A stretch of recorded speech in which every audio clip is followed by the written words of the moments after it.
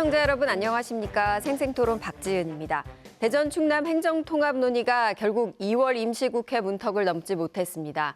1년여 전 대전시와 충남도가 통합 추진을 공동선언하면서 행정통합 논의가 시작됐고 대통령의 발언을 기점으로 충청권의 가장 큰 정치 현안으로 자리 잡았습니다. 하지만 속도전과 정치 공방 속에서 갈 길을 잃어버린 모습입니다. 행정통합 논의, 이제 3월 국회로 넘어간 상황인데요. 여야 입장차가 좁혀지지 않아 여전히 안개 속입니다. 오늘 생생토론, 지금까지 이어온 행정통합 논의를 차분히 정리해보고 대전 충남 행정통합의 앞으로의 방향까지 짚어보겠습니다. 함께해 주실 분들 소개해드리겠습니다. 박범계 더불어민주당 국회의원 나오셨습니다. 네, 반갑습니다. 안녕하세요.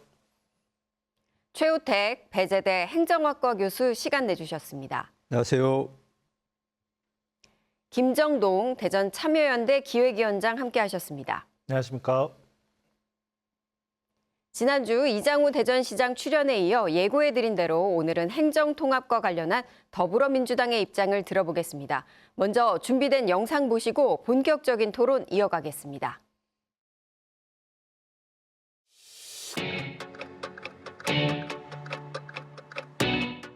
지역을 갈라치게 하면서 통합법 통과를 가로막고 있는 게 누구입니까? 바로 다수당인 더불어민주당입니다. 충남 대전도 당농처럼 통합의 의견을 좀 만들어 왔으면 좋겠다고 강력히 요구를 했고.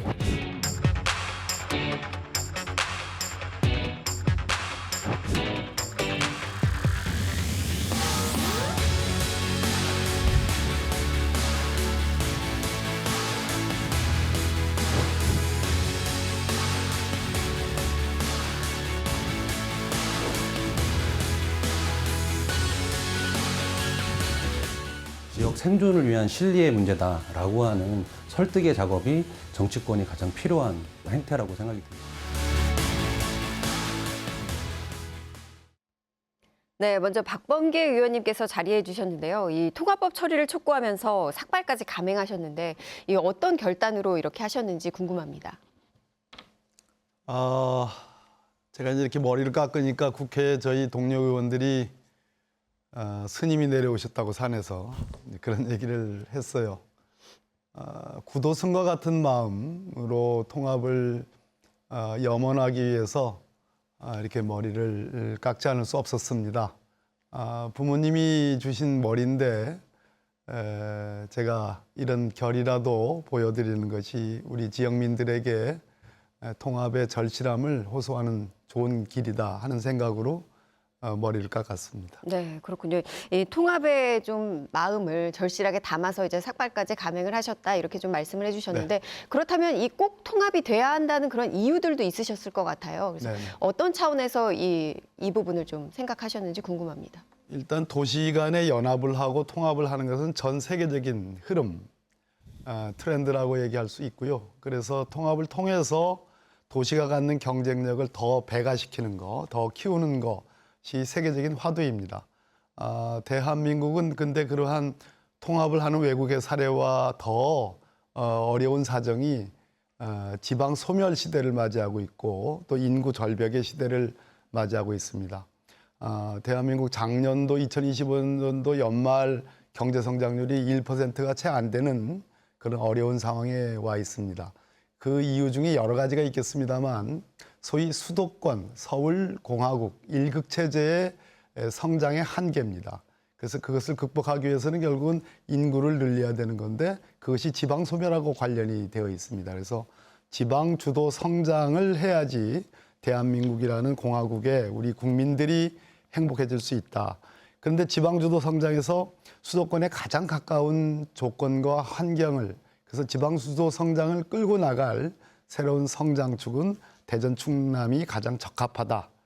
그렇기 때문에 통합이 필요하다라는 말씀을 드립니다. 네, 통합의 필요성에 대해서는 지금 말씀해 주셨는데 네. 지금 상황은 녹록치 않습니다. 2월 임시국회를 통과하지 못했고 지금 3월 국회가 열리고 있는데 이번에도 어렵지 않냐 이런 관측들이 나오는데 현재 어떻게 진단하고 계십니까?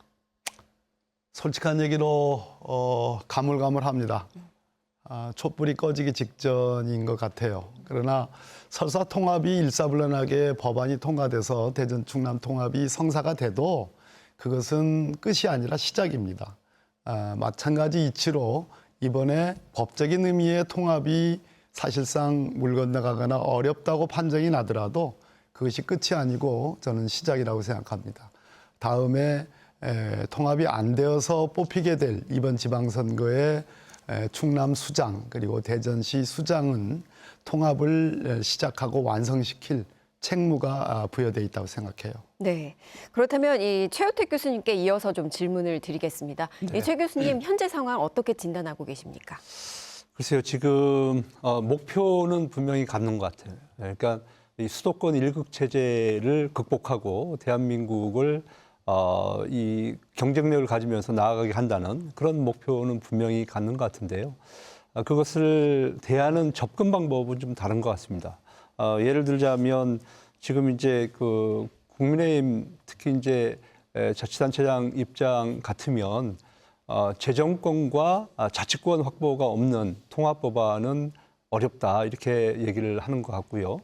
그다음에 이제 이 집권 여당인 더불어민주당에서는 아니다. 이번이 절호의 기회니까 이것을 먼저 통합하고 부족한 부분은 다음에 이것을 보완해야 된다 이런 입장인 것 같은데 제가 봤을 때 학자적 입장으로 봤을 때는 이번 이런 그 사태의 가장 큰 원인은 이런 그 내로남불 정치 문화가 아닌가 저는 그렇게 생각을 하고 있습니다. 내 것은 무조건 옳고 남의 것은 무조건 틀리다라고 하는 이제 그런 문화가 팽배해 있기 때문에 지금 평행선을 달리고 있어서 과연 아까 우리 저 박범계 의원님 말씀하신 대로 안개 속을 걷는 거 아니겠습니까? 서로 만나서 대화를 하고 타협을 해서 뭔가 해결책을 찾아야 되는데 각자 자기 목소리만 내고 있기 때문에 지금 상황은 안개 속이고 사실 이번 6.3 지방선거 전에 통합은 상당히 어렵지 않을까 그렇게 좀 보고 있습니다. 네, 최 교수님 경우에는 이제 이번 행정통합 자체가 이번 지방선거 내에서는 처리가 좀 어려워 보인다 이렇게 같이 의견을 좀 내주셨고요. 김정동 기획위원장님께도 현재 상황 좀 여쭤볼게요. 어떻게 평가하고 계십니까? 최 교수님이 이제 말씀하신 것처럼 목표는 명확히 설정을 한 것 같습니다. 수도권 일극 체제 극복이라는 목표는 설정했는데 그러면 이 정책 수단으로서 행정 통합이 적절한가? 이 정책에 대한 수기를 거쳐야 되는데 이 수기가 무르익기 전에 정치가 돼버린 것이 지금의 사태를 불러온 게 아닌가라고 좀 생각이 드는데요. 그럼 왜 이렇게 됐는가 몇 가지를 좀 짚어볼 수 있을 것 같습니다. 첫 번째는 그 행정통합이 시작이 수기가 아니라 선언이었다는 겁니다. 처음 대전 그리고 충남 각 자치단체장이 통합을 일방적으로 선언을 했죠. 내용을 명확히 밝히지 않고 그리고 찬성 의견을 밝히고 더불어민주당은 그 당시만 하더라도 좀 시큰둥하거나 좀 반대 입장이었습니다. 그리고 이재명 대통령이 통합 얘기를 했을 때 갑자기 또 이제 확 진행이 됐죠. 여기에 더해진 게 속도전입니다. 두 번째 문제가 된 거죠. 그래서 지방선거 전에 끝내야 된다. 이러다 보니 정책에 대해서 깊이 얘기하지 못하고 정치 논리, 거기다 광주 전남 TK까지 붙다 보니 정책이 무르익지 못하고 정치 논리로만 끝난 이런 결과를 가져오지 않았나 생각합니다. 네, 김정동 기획위원장께서는 지금 정책이 빠진 채 정치만 남았다 이런 말씀을 해주셨는데요. 이 부분에 있어서 이제 시청자분들도 많이 공감을 하실 것 같습니다. 이 법사위 보류 과정에서 이 지역 여론과 함께 지방의회 입장이 이제 주요 변수로 언급됐습니다. 실제로 대전시 의회와 충남도 의회는 2월 19일 행정통합 의견 청취 안건을 반대 의견으로 가결을 했는데요. 이 양시도 의회는 지난해 7월에는 통합 추진에 찬성하는 의견을 냈지만 최근에는 절차와 설계에 대한 재논의가 필요하다 이런 입장으로 반대 의견으로 입장을 좀 바꿨습니다. 이렇게 행정통합 논의 과정에서 지방의회가 보인 그 자세들 어떻게 평가하는지 그리고 지방의회가 시민의 의견을 충분히 담아내는 역할을 했다고 보시는지 그 부분도 먼저 이 최우택 교수님께 좀 여쭤보겠습니다. 네, 지방의회의 역할은 그게 이제 두 가지인 것 같습니다. 하나는 주민의 의견을 반영하는 이제 그런 기관이고요. 또 하나는 이 주민이 맡긴 권한으로 이 전문적 판단을 통해서 지역을 발전시킨다는 겁니다. 근데 이제 과연 이 둘 중에 어떤 것을 선택할 것인가는 이제 오롯이 지방의회 의원들의 몫이라 이렇게 보여지는데요. 지금은 제가 봤을 때는 후자를 좀 선택을 하는 것 같아요. 그러니까 주민들의 목소리에 충실하게 귀를 기울이기보다는 본인들에게 주어진 권한을 가지고서 이것을 좀 행사하고 있는 것이 아닌가 그런 생각을 해보는데 이것은 이제 뭐 우리가 지방의회만 뭐 탓할 수는 없는 거예요. 왜냐하면은 이것이 그분들이 보고 배우는 것이 국회이지 않습니까? 예. 국회에서 똑같은 행태를 보이니까 지방의회도 그걸 닮아가는 겁니다. 그래서 지방의회가 뭐 예를 들어 동의를 했다가 이걸 다시 번복하고 하는 사례 이런 것들도 아까 우리 김정동 처장 얘기했듯이 처음에 통합이 논의됐을 때 사실 집권 여당에서는 시큰둥했거든요. 전혀 반응을 하지 않다가 지난해 12월 5일 날 대통령께서 천안 그 타운홀 미팅에서 이거 좋겠다, 했으면 좋겠다. 이 말씀 한마디 이후에 태세가 완전히 전환된 거거든요. 그래서 이런 것들도 아마 지방의회가 뭐 그대로 보고 따라하는 것이 아닌가 싶습니다. 네, 지금 뭐 지방의회 역시 이 뭐 국회와 동일하게 권한만 행사하는 모습을 보였다 이런 부분을 좀 지적을 하셨는데요. 지역 내에서는 이 내 삶이 어떻게 달라지는지 이런 설명 자체가 부족했다. 그리고 주민의사 확인 절차가 충분했느냐. 이런 부분에 대한 이제 문제 제기를 하고 있습니다. 이 김정동 기획위원장님께서는 이 부분에 있어서는 우리가 어떤 자세로 좀 접근했었으면 좋겠었을 건지 좀 대안을 제시해 준다면 어떤 부분이 있을까요? 다들 궁금해했던 게 행정통합한다는 건 알겠는데 그럼 뭐가 바뀌는 거고 그렇죠. 어떻게 되는 거냐를 늘 물어봤거든요. 근데 좋다. 잘 될 거다 얘기만 있고 그러면 권한은 오는 건 알 것 같아요. 재정도 오는 거 알 것 같아요. 근데 그건 어디서 오는 거고 누가 결정하고 그거에 대한 견제 감시는 누가 하는 거냐 이게 빠졌었다는 거죠. 그러다 보니 시민들은 결정하기가 너무 어려운 겁니다. 네. 그러면 남는 건 정치적 선호만 있죠. 내가 지지하는 정당, 정치인이 지지하는 방향, 그게 찬성이 됐든 반대가 됐든 거기만 하는 거거든요. 이런 상황에서 지금 당장 찬반 투표를 한다 하더라도 절대 갈등에서는 어렵다고 보고요. 그럼 어떻게 해야 되느냐? 결국에는 충분한 정보가 제공되고 행정통합을 했을 때 어떤 장점이 있고 그 과정에서 불거질 수 있는 어려움들은 무엇이 있고 이걸 해소하기 위한 방법은 무엇이 있고 이런 정보들을 찬반 그리고 우려하는 시민사회 학계의 입장들을 충분히 제공한 후에 그걸 가지고 보완책을 만들어서 시민들이 주민투표를 이어가는 과정을 거치는 거죠.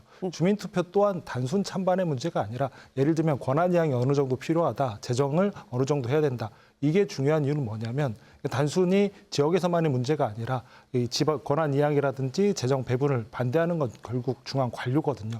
이 관료들을 상대할 힘은 주민들에게서 나온다는 거죠. 이걸 기반해서 한다면 행정 통합이 됐든 연합체가 됐든 일극체제를 극복할 정책 수단으로서 좀 더 효과를 가질 거라고 생각을 합니다. 네, 말씀하신 대로 권한과 예산을 지역에 돌려준다는 것은 충분히 이해를 했다. 그러나 어디서 누가 그 권한과 예산을 사용할 것이냐에 대한 분명한 해답이 제시되지 않았다. 이 부분을 지적하셨고 그리고 견제 감시를 누가 어떻게 하느냐 이 부분에 대해서도 지금 이의 제기를 해주셨는데 그렇다면 이 부분은 이제 박범계 의원님께 좀 여쭤볼게요. 이 사실 의견 결정을 하면서 이 탑다운 방식으로 그동안 진행돼 왔던 이런 진행 과정 자체에 문제점은 없었느냐라는 물음들도 많습니다. 이에 대해서는 어떻게 답하시겠습니까? 뭐 기본적으로 오늘 뭐 최호택 교수님이나 우리 김정동 위원장님 학계와 시민사회계를 대변해서 하시는 말씀을 유념하고 어떤 깊은 성찰, 책임감을 통감을 합니다. 최 교수님 말씀하신 것처럼 국회를 잘못 배우고 있다. 나쁜 국회를 지방의회가 따라한다 이런 말씀을 했는데 엄연히 작년 7월에 대전시 의회와 충남도의회가 국민의힘 절대 다수 지배 의회 아니겠습니까? 그 당시 김태흠 지사와 이장우 시장이 통합 제안을 하고 성일종 의원이 법안을 발의한 것을 사실은 그때 충분한 수기, 토론 없이 또 홍보 없이 찬성 의결을 했죠. 거기가 첫 단추가 잘못 깨진 겁니다. 이번에 저희들이 대통령께서 12월 5일 날, 작년 12월 5일 날 법안을 받아들이겠다. 통합을 받아들이겠다라고 선언한 이후에 지금 3개월이 넘었습니다. 나름의 수기 절차와 나름의 절차적 정당성을 가지려고 노력했지만 두 분 말씀하시는 것처럼 그러한 절차적인 과정이 미흡했다는 것도 인정을 합니다. 그런데 한번 생각을 해보십시오. 지금 우리나라의 통합, 지금 광주 전남은 통합이 이제 됐으니까 좀 다른 문제긴 합니다만 통합 이전에 특별자치도라는 게 있어요. 예. 최초로 제주도가 있고 강원도가 있고 전라북도가 있습니다. 그 특별자치도의 내용이 별게 없습니다. 그럼에도 불구하고 그 특별자치도를 통과시켜달라고 도민들이 어마어마한 로비와 일치단결한 요구들이 있었습니다. 예. 그 특별자치도에 비해서 이번 충남과 대전의 통합법안이 갖고 있는 적어도 국가의 재정 지원 책무 그리고 권한 이양의 책무들에 대한 규정은 적어도 저는 5배 이상의 구체성과 강한 지원책이 마련되어 있습니다. 그리고 특례 조항만 보면 한 200배가 넘습니다.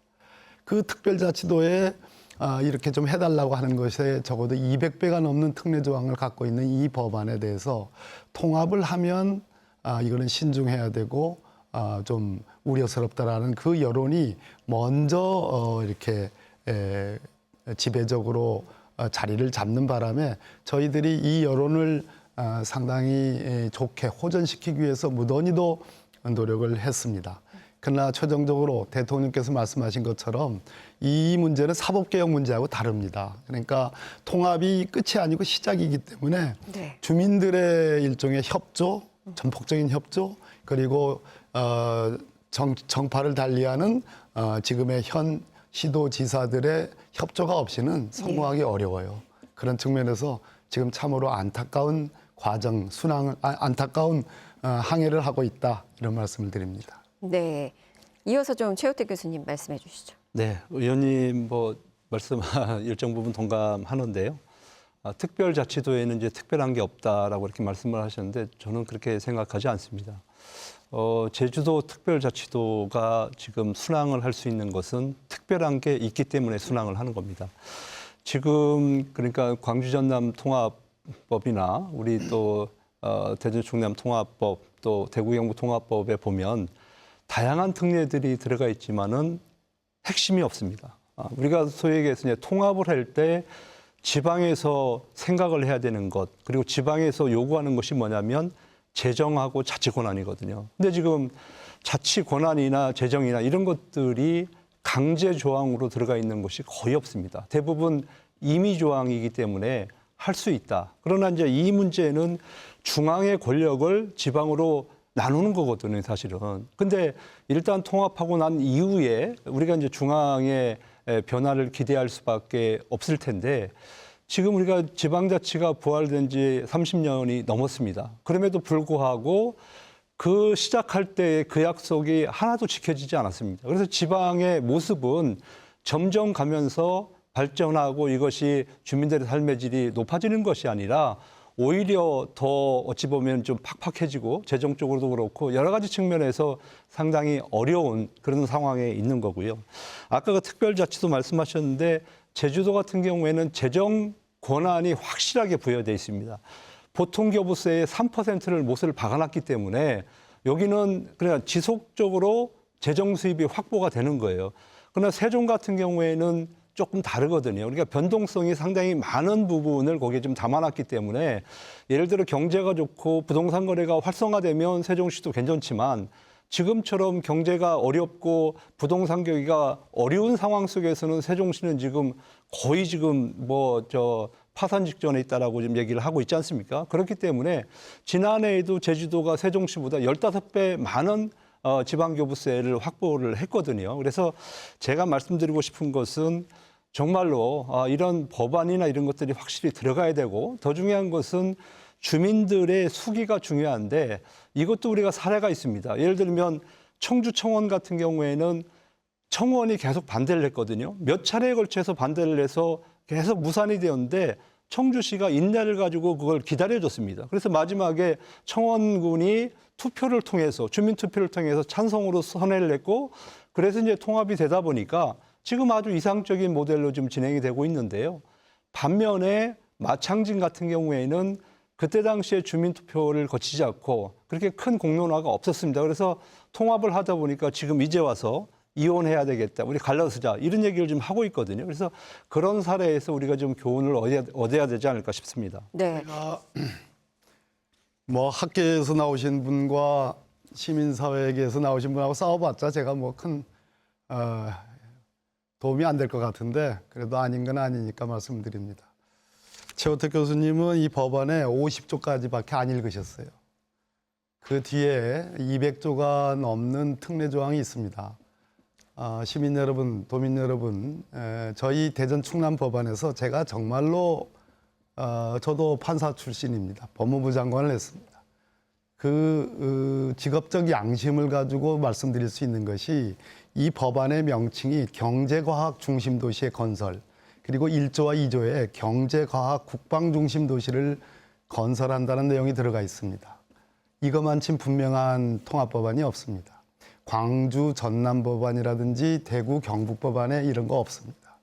알다시피 국방 클러스터, 그리고 대전에 소위 이 대덕연구단지를 중심으로 하는 연구 중심의 그러한 도시를 건설하고, 또 충남의 제조산업을 기반으로 한 그러한 경제 중심 도시를 건설한다는 구체적인 책무가 들어가 있습니다.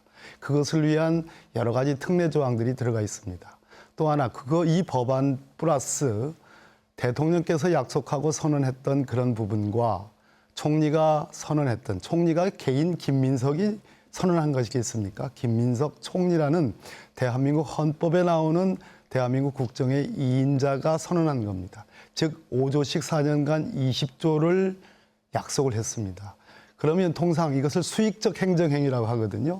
뭔가 규제를 하는 게 아니라 뭔가 혜택을 주겠다라는 수익적 행정행위를 하는 경우에 시민사회와 학계와 또 견해를 달리하는 다른 정파인 야당은 그것을 이익으로 원용한다. 즉, 너 그 약속 우리 믿어. 반드시 지켜줘야 돼. 오케이. 정말 그럴 거야? 반드시 지켜줘야 돼. 이렇게 하는 것이 통상의 예인데 못 믿어. 네 말 그건 못 믿어. 그건 우린 받아들이지 않을 거야. 이것이 지금 현재 이 법안을 둘러싼 가장 가슴 아프고 서글픈 논쟁의 지점이라는 점을 말씀드립니다. 네. 그렇다면 이 통합특별법에 대해서 김정동 이 기획위원장께서는 실제로 이 지역 발전을 위해서 이런 실질적인 재정 기반을 좀 마련했다 이렇게 평가하십니까? 아니면 이런 부분이 좀 부족하다 이렇게 보십니까? 그 박범계 의원이 말씀하신 것처럼 그 20조 줄지 말지 누가 하냐 이거는 좀 과한 얘기라고 생각을 하고요. 총리가 얘기했다면 방식은 조금 이제 논란이 있을 수 있지만 분명히 올 겁니다. 이게 어떤 형식으로 오느냐의 차이가 있을 수 있겠죠. 그리고 특례 솔직히 걱정될 수준으로 많습니다. 어떤 걱정이냐? 난개발이 걱정될 수준으로 많긴 한데 문제는 그거를 진행하기 위한 충분한 기본 권한이 있느냐. 그리고 기본 재정이 되느냐, 지속 가능하냐 이거의 문제인 거거든요. 첫 번째는 이제 권한을 이양하겠다고 이제 깔아는 놨는데 그걸 누가 결정하냐? 지원회에서 결정하는데 지원위원회가 국무총리와 그 행정부처의 그렇죠. 각 장관들 그리고 시장, 교육감 정도만 들어갑니다. 네. 그러면 과연 그 권한 이양이 정상적으로 잘 될 수 있을 것이냐 이 우려가 되는 것이고 그리고 언제까지 얼마큼 한다가 좀 부족한 것도 사실입니다. 재정 이양도 마찬가지입니다. 실제 지속 가능성을 위해서는 이후에 아까 최호택 교수님도 말씀하셨지만 몇 프로를 예를 들면 교부세의 몇 프로 아니면 국세 지방세 비율을 어떻게 몇 년도까지는 정리를 하겠다. 이런 부분은 적어도 있어야 된다는 거죠. 지금 당장 몇 프로 하겠다. 이거는 쉽지는 않죠. 다른 지역과의 형평성이라. 근데 이런 부분들이 다 빠져 있기 때문에 의구심을 가진 거지 20조가 오냐 마냐 아니면 특례가 있냐 없냐 이거의 논쟁은 아니거든요. 지속 가능성의 문제가 하나인 거고 또 하나는 그만큼 커진 권한을 견제 감시 말 그대로 민주주의 장치가 전혀 보이지 않는다는 겁니다. 말 그대로 권한이 어마어마하게 커진 자치단체장이 잘못된 결정을 했을 때 이걸 누가 견제하냐. 그만큼 의회의 권한도 충분히 있어야 되거든요. 예. 그런 특례에 따라서 권한을 행사할 때 의회가 제어할 수 있는 방안 그리고 시민들이 참여해서 감시할 수 있는 제도 이런 것들은 오히려 정말 전무한 수준이라 이런 부분도 보완이 되어야 제대로 된 일극체제를 극복하는 정책 수단이 될 거라고 생각을 합니다. 네. 좋은 지적입니다. 지금 난개발을 걱정하셨거든요. 그렇기 때문에 이 통합이 설사 법안이 통과돼서 완성이 돼도 그것이 시작이라는 얘기를 제가 말씀드린 겁니다. 그러니까 20조를 통합시장이 어떻게 쓸 것인가에 관한 견제와 감시, 난개발 돼서는 안 되죠. 그래서 저 개인적인 말씀입니다마는 대전의 소위 원천기술, R&D 기술과 충남의 제조산업을 합쳐서 소위 충청판 실리콘밸리를 만들자라는 말씀입니다. 지금 우리 김정동 위원장님 저보다는 훨씬 청년이시잖아요. 그래서 청년들에게 희망을 줘야 되거든요. 모든 기술과 모든 기회와 모든 자본이 수도권에만 집중되어 있는 그런 나라는 한계가 있거든요. 그래서 충청판 실리콘밸리 만들고 이 재원의 주요 재원들은 결국은 도농을 다 포함해서 새로운 기술, 새로운 아이디어, 새로운 접근을 하는 사람들에게 기회를 주는 방식으로 쓰여져야지 지금 말씀하신 것처럼 난개발, 그것에 대한 견제와 감시도 없는 그런 식의 통합적인 거대 권한, 그것은 저도 개인적으로 반대입니다. 네. 우리가 이제 정치는 사실은 이제 법을 만들지 않습니까, 의원님? 그리고 이제 행정은 만들어진 법을 이제 집행하는 건데요. 우리가 이제 관공서에 가서 예를 들어서 뭘 부탁을 하면 이런 얘기를 합니다. 그분들은 첫 번째는 이제 안 된다고 그래요. 그래서 왜 안 되냐 그러면 근거가 없다는 거예요. 두 번째는 돈이 없대요. 그리고 세 번째는 선례가 없답니다. 그러니까 일단은 그러니까 현장에서 행정이 집행될 때는 이 세 가지가 제일 중요하거든요. 근데 요즘에 이제 잘 아시지만은 MZ 세대들은 적극 행정을 잘 안 하려고 그럽니다. 대개 보면 법에 나와 있는 대로 선례가 있는 것만 하려고 그럽니다. 근데 예를 들어서 꼭 집어서 이런 재정적인 이양이라든지 이런 것들이 법률 안에 들어가 있지 않고 오로지 김민석 총리님의 말과 그다음에 보면은 또 있어요. 길거리 가면 현수막에 다 붙어 있습니다. 그러나 이 현수막이라고 하는 것은 제가 볼 때는 바람 불며 찢어질 수 있고요. 또 세월이 지나면 발해할 수가 있습니다. 이거 어떻게 항구하다고 얘기할 수 없는 것이잖아요. 그렇기 때문에 우리가 법 조문에 재정권과 자치권, 저는 다른 것보다도 이것만 해결되면 다른 거 다 할 수 있다고 저는 생각을 합니다. 그래서 그런 부분에 있어서 앞으로 국회에서도 의원님 좀 더 논의를 해주시면 어떨까 싶습니다. 그래서 교수님, 이제 개문발차라는 어제 제가 KBS 사사건건이라는 프로그램에 나갔는데 이제 앵커께서 개문발차 얘기를 하시길래 개문발차는 위험하게 짝이 없고 처벌되는 거예요. 그래서 개문발차하면 안 되고 문을 닫고 일단은 출발하자. 제가 오후에 성일종 의원님하고도 토론을 합니다. 그 말씀 드리려고 그래요. 일단 출발하고 모자라는 기름은 중간에 가서 주유소에 세워서 다시 기름 보충을 하자라는 말씀이지, 그렇다고 그래가지고 재정 권한이 부족한 거 제가 인정합니다. 부족한 게 아니고 사실은 불투명하죠. 그 부족한 점 인정합니다.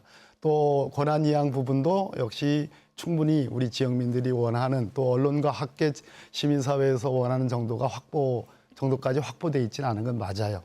그렇기 때문에 그렇다 하더라도 이것을 반대할 일은 아닌 거다 하는 생각이 들고, 일단은 좀 출발을 하고 중간에 좋은 주유소에 세워서 다시 기름을 다시 보충하자라는 말씀입니다. 네, 네. 예전에는 이제 그랬다고 그래요. 그러니까 청년들이 결혼을 할 때 그냥 결혼 전에는 뭐 여러 가지 공수표 날릴 수 있잖아요. 우리가 결혼하면 뭐 큰 집에 살고 좋은 차 타고 이렇게 하는데 요즘에 이제 결혼하기 전에 꼭 확인하는 게 있다고 그럽니다. 하나는 양쪽에 건강증명서하고 또 하나는 부모님이 빚이 얼마나 있느냐, 재정증명을 가져오라고 그런답니다. 그러니까 요새 어린 그런 그 청년들도 그 정도로 이렇게 영악합니다. 사실은 확실하지 않으면 안 하려고 그럽니다. 사랑조차도. 근데 지금 이 문제는 우리가 지난 30년 동안 뻔히 알고 있는 것을 되풀이하겠다는 얘기인데, 그것을 알고서 우리가 그냥 무조건 출발부터 하자라고 이렇게 얘기하는 것은 어찌 보면 조금 10년 동안 했던 거의 되풀이는 아닌 건 분명하고요. 제가 그래서 조문 끝까지 한번 좀 봐주십사 하는 말씀을 드렸고, 분명히 이것은 정말 기상천외하고 천지가 개벽할 만한 내용이 맞습니다. 다만 워낙 작년에 지키기 어려운 에일의 공화국이라고 아시죠? 영연방에서 완전히 분리 독립해가지고 전쟁까지 치르면서 이렇게 했던, 우리가 대전 충청공화국을 만든다는 건 아니지 않습니까? 그런 측면에서 지키기 어려운 국민의힘 법안이 있었기 때문에 그 반사적인 작용으로 이건 좀 부족한 거 아니야? 라는 얘기는 할 수 있겠지만, 그렇다고 차를 출발시키는 것을 막자라는 거는 저는 아닌 것 같습니다. 예. 그렇다면 지금 말씀하신 내용들을 조금 담아서 법안 정도는 수정이 가능한 상황 아닙니까? 박지은 국장님, 지금 시간적으로 국회라는 게 시스템이 우리가 상시국회 하지만 회의는 늘 열리는 게 아니고 회기가 있고 그 안에 또 지정된 회의일이 있습니다. 기일이. 그렇기 때문에 현재로서 법안을 수정하기는 어려운 거고, 더더군다나 설레인 광주 전남 통합법안이 이미 통과가 돼서 국무회의 의결까지 돼서 공포가 곧 되기 때문에 아무런 차별이 없습니다. 차이가 없어요. 똑같이 임의 조항이고요. 근데 광주 전남 분들은 제가 볼 때 독특한 DNA예요. 압니다. 본능적으로. 동물적으로 알아요. 그래서 먼저 받아가지 않습니까? 그게 안타까운 일이에요. 사실은 대통령이 광주 전남이 아니고 대전 충남이 제일 좋겠다 하는 거였는데 지금 그렇게 말씀드립니다. 네, 오는 3월 12일 임시국회 본회의가 행정통합특별법 처리의 분기점이 될 거라는 전망도 나오고 있습니다. 하지만 보시는 대로 여야 입장차가 여전히 큰 상황이어서 실제로 법안이 상정되고 처리될지는 여전히 불투명해 보입니다. 결국 관건은 여야 협상이 가장 중요한 부분으로 보이는데요. 실제로 상정되거나 처리될 가능성이 있는지도 좀 이어서 여쭤보겠습니다. 지금 2월 국회가 속칭 종쳤습니다. 3월 국회가 시작이 돼서 회기는 3월 중순까지 돼 있지만 현재 중순 직전에 있는 본회의가 3월 12일까지예요. 선거 관리란 측면에서 대전 충남이 통합을 해서 선거를 치르는 데는 3월 중에 법안이 통과되면 돼요. 그래서 3월 국회 끝까지 또는 다시 임시회를 정해서 다시 이 통합 논의를 할 수는 있습니다. 그러나 현재 이 광주 전남 법안이 통과된 이후에 대구 경북 또 대전 충남을 둘러싼 여야 간에 아까 우리 두 분 선생님께서 적절히 지적한 바와 같이 정쟁의 대상이 돼버렸어요. 참으로 안타깝게. 통합의 제일 큰 중요한 조건은 여야가 특별한 이견 없이 서로 협조해서 통합의 시너지 효과, 확정 효과를 내는 것이 압도적 성장이 가능한 이유거든요. 근데 그런 점이 좀 지금 없고 정쟁의 대상이 돼가지고 현재로서는 좀 가물가물한 상태로 가는 거 아닌가 하는 그런 안타까움을 갖고 있습니다. 네. 그리고 또 전남 광주 통합법은 국회 문턱을 넘은 반면에 이 충남 대전 통합은 보류되면서 이 지역 간의 정책 격차 우려도 제기되고 있습니다. 통합 이후에 재정 지원 그리고 권한 특례 등 정책 경쟁이 발생할 수 있다는 건데요. 우리 지역 혹시 역차별이나 형평성 문제 실제로 현실화될 가능성은 없는 상황인지 그 부분도 좀 짚어보겠습니다. 먼저 김정동 위원장님. 이 부분에 대해서는 이제 우려들을 많이 하시죠. 일단은 딱 보이는 게 5년간 20조 있냐 없냐의 문제가 나올 수 있는 거고요. 근데 저는 이 부분을 어떻게 접근해야 되냐면 광주 전남 대 대전 충남으로 볼 게 아니라 광주 전남 대 나머지 자치단체가 될 수밖에 없습니다. 왜냐하면 기존에 있던 3특에 대한 지원도 있는 거고 통합을 하지 않은 나머지 자치단체들도 있는 거잖아요. 이 전체와의 형평성이 문제가 될 수밖에 없거든요. 그러면 형평성이 있으니 우리도 무조건 달라 이렇게 접근해서는 현실적이지 않죠. 저는 개인적으로 이번 아마 지방선거에 통합이 되지 않고 간다면 주요하게 공약으로 떠오를 것 중에 하나가 대전, 충남 간의 공동 광역행정 정책 공약이 주요하게 떠오를 것으로 보여집니다. 우리가 원래 하려 했던 게 이거 아니냐. 초광역권의 정책을 효율성 있게 추진하자. 그거에 대해서 정부가 지원을 하는 거 아니냐. 그렇다면 이 두 가지를 묶어서 이런 정책을 예를 들어서 한두 가지를 만들어서 이거는 정부 정책 그리고 방향성과 맞으니 이 기준에 따라서 재정 지원을 하는 게 맞다. 단순히 돈을 달라는 게 아니라 이런 규칙을 같이 정하자는 것으로 좀 접근을 하면 다른 지역과도 연계가 가능한 거죠. 단순히 통합만 한다고 무조건 돈 주는 게 아니라 그 효과를 보기 위한 정책을 하는 만큼 그 기준에 맞춰 지원하는 형태로 가자. 이런 식으로 접근하는 것이 좀 더 현실적이지 않나 생각을 합니다. 네. 그러면 이어서 지금 이제 박범계 의원님께 질문 좀 드릴게요. 전남 광주와 만약에 통합을 하지 않는 대전 충남과의 이런 역차별 문제, 형평성 문제, 당연히 정부도 고민하게 될 텐데 이 부분에 대한 그럼 해결 전략들이나 이런 부분도 있어야 하지 않을까요? 그게 고민의 문제가 아니라 못 받는 겁니다. 왜냐하면 정부가 단돈 1원을 줘도 근거에 의하지 않으면 그거 다 횡령이 되잖아요. 범죄가 되거든요. 그러니까 광주 전남 통합법이 발효가 된다는 것은 우리 김정동 위원장님 말씀하신 것처럼 여타에 통합되지 않은 광역지방자치단체에게는 광주 전남이 누리는 20조 원 플러스 수많은 특례들을 전혀 받을 수가 없는 겁니다. 그것을 우리가 역차별이라고 주장할 수가 없습니다. 왜냐하면 근거가 없기 때문에. 정부는 정치적 선언으로서 전라북도라든지 강원도라든지 특별자치도 아니겠습니까? 예. 제주도는 아까 최우택 교수님 말씀하신 것처럼 비교적 상당히 높은 수준의 자치 어떤 근거들을 갖고 있고요. 근데 여타의 지방자치단체는 광주 전남이 가져가는 특례 내지는 재정 지원 내지는 자치분권 이런 것들을 받을 수가 없게 됩니다. 그것을 우리는 거부했기 때문에 그것을 역차별이라고 주장할 수가 없게 되는 겁니다. 그 점이 안타까운 네, 거예요. 그렇다면 2차 공공기관 이전도 이 부분에 포함돼 있잖아요. 그 점이 특별법에. 제일 그럼 지금 어떻게 나머지는 하죠? 다 포지티브한 네. 예를 들어서 뭐 국방 중심 도시를 건설한다, 경제 중심 도시를 건설한다, 과학 중심 도시를 건설한다. 이건 굉장히 포지티브한 건데 공공기관 이전에서 배제될 수가 있습니다. 안 온다는 얘기죠.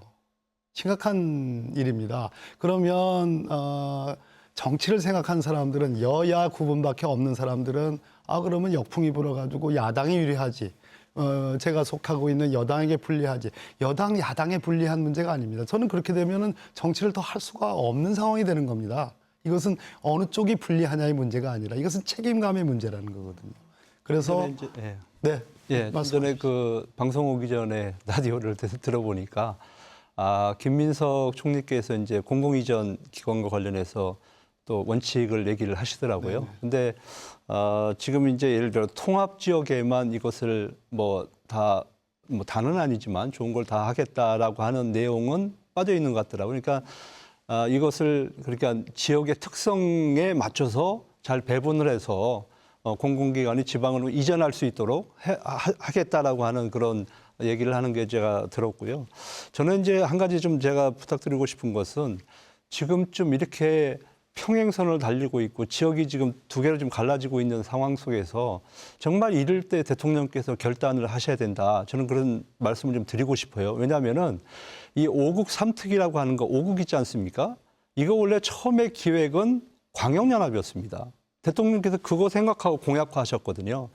근데 이제 그러면 이제 광역연합도 되고 최종 목표가 사실은 이제 통합이었거든요. 근데 이제 최종 목표가 먼저 나와버리니까 광역연합이라고 하는 것도 상당히 좋은 카드인데 그것도 잘만 활용한다면은 충분히 성공할 수 있는 건데 지금 이제 통합만 가지고 얘기를 하는 거예요. 그래서 만약에 지금 대통령의 입장에서 이 5국 3특이 진심이었다면 이것을 통해서 수도권 일국 체제를 극복하고 지역의 국가 발전을 균형 발전을 얘기를 하신다고 그러면 저 같으면 그렇게 얘기하겠어요. 통합 지역과 같이 지금 연합하고 있는 충청 광역연합에도 똑같이 지원하겠다. 그리고 지금 이제 부울경도 예전에 광역연합을 시도했다가 중단을 했는데 그 지역도 광역연합으로 가게 되면 똑같은 지원을 하겠다.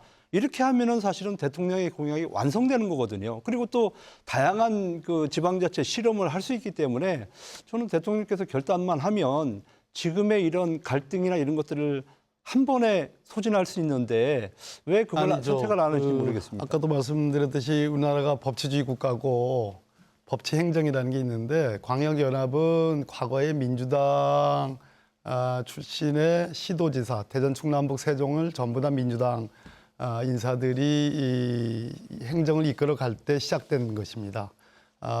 그런데 그 광역연합이 지금 역사적으로 지금 거의 10년 가까이 될 텐데요. 아무런 성과를 내지 못했습니다. 그래서 통합이라는 법적인 근거를 두고 고육지책을 쓸 수밖에 없는 것이고 대통령 역시 마음이야 통합된 광주 전남과 똑같이 대전 충남의 광역연합에 지원해주고 싶은 생각이 있죠. 그러나 법적인 근거가 없다는 겁니다. 단 이론 한 장도 법적 근거 없이 쓸 수가 없게 되는 그런 어려움이 있습니다. 네. 그렇다면 그 김정동 기획위원장님께 여쭤볼게요. 지금 현재 이 논의들이 지금 이제 막 계속 되풀이되고 있는 느낌이에요. 그렇다면 이 앞으로 좀 나아가는 방향을 위해서는 이 시민단체에서 좀 어떤 부분을 좀 제안을 해주실 수 있으실까요? 결국에 동력은 그 시민들의 그 결정이거든요. 그러니까 그 정치권에서 여야 이제 시민사회 학계 여기서 논의하는 것도 중요하겠지만 결국에 이걸 끌고 나가는 정책 결정권자는 주민이고 시민입니다. 주민과 시민들이 여기에 참여하는 문을 열어야 다시 힘을 받을 수 있다고 생각을 하거든요. 처음부터 계속 문제가 됐던 것도 이 부분이 너무 약했기 때문에 아까 우리 의원님 개문발차 얘기하셨는데 연료가 부족한 이유도 핵심적인 건 그거라고 생각합니다. 장기적으로 어떤 방향으로 가기 위해서라도 결국에는 주민들이 결정권에 참여하는 아까 말씀드린 대로 공론화를 통해 주민투표를 그리고 주민투표는 찬반이 아니라 어떤 방식으로 할 것이냐 그리고 권한을 얼마나 줄 것이냐 재정 권한을 어떻게 할 것이냐 이런 것들을 포함한 것들을 해야 되는 것이고요. 무엇보다 이것은 단순히 이제 찬반 결정이 아니라 정책의 신뢰를 쌓아가는 과정이거든요. 통합이 됐든 연합이 됐든 모든 정책은 부작용이 있을 수밖에 없습니다. 근데 그걸 극복하는 힘은 그리고 이걸 밀고 나가는 힘은 주민들이 시민들이 우리가 결정했다 결국 우리가 결정했으니 책임도 같이 지겠다 이 모습을 만들어야 저는 단순히 계속 강조를 드리지만 주민들만의 문제가 아니라 결국에는 수도권 일극 체제를 극복하는 정책 수단인 거잖아요. 여기에 극복해야 될 건 오랫동안 쌓여온 중앙정부 관료의 그 권한을 놓치려는 여기와도 같이 싸워야 되는데 이 힘은 결국 각 지역의 통합이 됐든 연합이 됐든 분권과 그리고 일극체제 균형 발전을 원하는 주민들의 힘 그게 주민투표나 이 결정 권한을 행사하는 것에서 비롯된다고 생각을 합니다. 주민투표 부분을 지금 지속적으로 제시하고 있잖아요. 이 부분 어떻게 생각하세요? 이번 국회의 통합과 맞물려서 주민투표는 하기는 불가능하고요.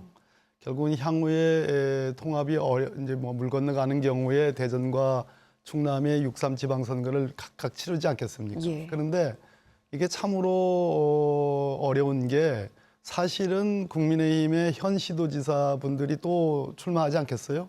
그분들이 통합을 반대하십시오. 반대하면 지금 통합은 반드시 해야 됩니다와 같은 민주당의 주자들 간에 소위 말해서 전선이 명확해지는 겁니다. 그럼 그것은 주민투표에 버금가는 주민투표보다 훨씬 구속력 있는 소위 투표로서 판단이 나오는 거지요. 그런데 박지현 앵커님 지난주에 이장우 시장하고 했잖아요. 예. 반대 안 한다고 그러지 않습니까? 네, 입장은 김태흠 지사 반대 안 한다고 그러잖아요. 2년 뒤 자기가 이번에 지사 또 출마해가지고 2년 뒤 혹은 4년 뒤에 보다 완벽한 통합법을 만들겠다고 얘기하지 않습니까? 이번 선거에 반대하십시오. 우리는 찬성하겠습니다. 그걸 가지고 한번 이번 선거에서 심판을 받아보자는 얘기입니다. 그러면 주민투표 안 해도 되는 거죠. 만약에 지금과 같이 모호한 태도로 일관한다면 결국은 차기 대전시장, 차기 충남도지사는 저는 이렇게 주장합니다. 2년 내에 다음 총선, 즉 2028년 총선에 통합선거를 치르겠다라는 그러한 공약을 내걸고 지켜야 된다고 생각해요. 네. 그렇다면 이게 지금 말씀하신 대로 선거 국면으로 갈수록 이 논의 자체가 이 정치 쟁점으로 좀 소비되는 것 아니냐 이런 우려들도 나오고 있는데 최우택 교수님 이 부분 우리 어떻게 해결해야 합니까? 글쎄요. 지금 이제 이 상태로 가다 보면 이번 6.3 지방선거는 행정통합으로 시작해서 행정통합으로 끝날 가능성이 있다. 그러면 앞으로 우리의 미래는 아무것도 담보될 수 없는 정말 공허한 그런 지방선거가 될 수 있기 때문에 상당히 우려할 수밖에 없는 그런 저는 상황이다 이렇게 보여집니다. 그래서 지금부터는 만약에 이제 이번에 6.3 지방선거 전에 통합이 무산된다라고 하면 다양한 가능성을 가지고 기초부터 다시 가야 된다. 그래서 정치는 다시 복원이 돼야 되는 거고요. 그리고 시민사회단체의 의견도 좀 들어야 되는 거고요. 학계의 의견도 좀 들어야 되는 거고. 최종적으로는 청주청원 사례와 같이 계속 기다렸다가 주민들이 오케이 할 때 그때 이제 뭐든지 액션을 취하면 되는 거거든요. 그래서 우선 급하다고 바늘 허리에 실게 가지고 사용할 수 없는 거잖아요. 그렇기 때문에 정말 조금 늦게 가더라도 네. 정확하게 하는 게 필요하다. 이런 말씀드리겠습니다. 네, 의원님 마지막 정리해 주시죠. 참으로 착잡한 그런 시간이 지나가고 있습니다. 반대하시는 분들 중에 이런 분들이 계십니다. 대전이 충남보다 조금 더 발전되어 있기 때문에 혹시나 우리가 뺏기는 거 아니야? 하향 평준화되는 거 아니야라는 우려가 계신 줄 압니다. 그렇지 않습니다. 이 통합의 첫 번째 시너지 효과는 바로 대전입니다. 대전이 과학 수도기 때문입니다. 우리들의 청년들의 일자리가 먼저 생깁니다. 그래서 그런 하향 평준화의 걱정은 좀 접어주십사 하는 간곡한 말씀을 드립니다. 네, 김정동 기획위원장님. 계속 처음부터 얘기가 나왔을 때 강조했던 거지만 통합은 결국 수단입니다. 일극체제를 극복하고 균형 발전의 수단으로서 적정하냐 이것에 대해서 좀 더 집중해서 논의가 필요한 거고요. 그 논의를 충분히 한 후에 주민들이 직접 결정하는 왜냐하면 이 모든 영향은 제일 크게 주민들이 영향을 받기 때문입니다.